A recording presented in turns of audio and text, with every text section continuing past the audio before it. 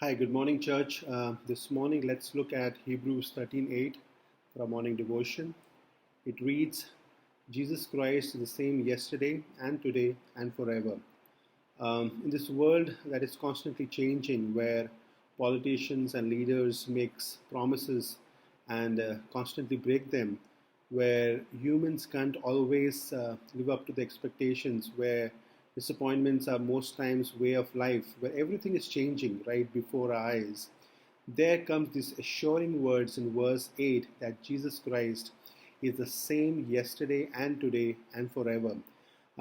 There is one constant, that is Jesus Christ, who never changes. He is the same yesterday and today and forever. Verse 8 comes on top of two other assuring declarations, which we see in verse 5 and verse 6. Verse 5 reads, I will never desert you, nor I will ever forsake you, showing that God governs our lives and that He cares for our souls. And then verse 6, that the Lord is my helper, I will not be afraid. What will man do to me? And now in verse 8, we see the third declaration, Jesus Christ the same yesterday and today and forever. Christ has been the same even before time began. He has been the same even before the world was created. He has been the same in eternity past, and even now He is the same and will remain the same all throughout.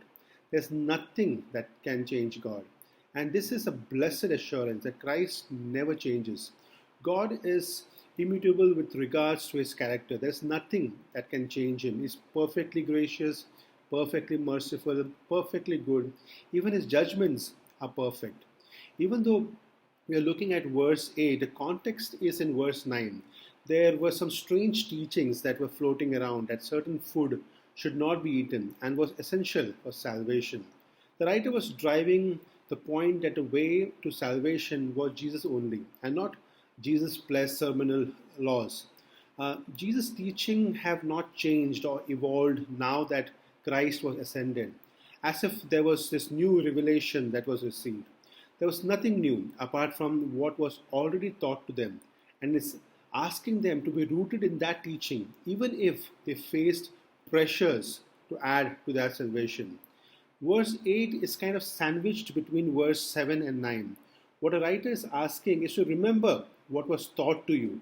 Stay in that teaching and do not listen to diverse teachings, which is basically verse 9, apart from what you have already been taught. Verse 8 kind of glues verse 7 to remember the past, what you were taught, and to verse 9 to not leave that teaching by asserting that Christ does not change.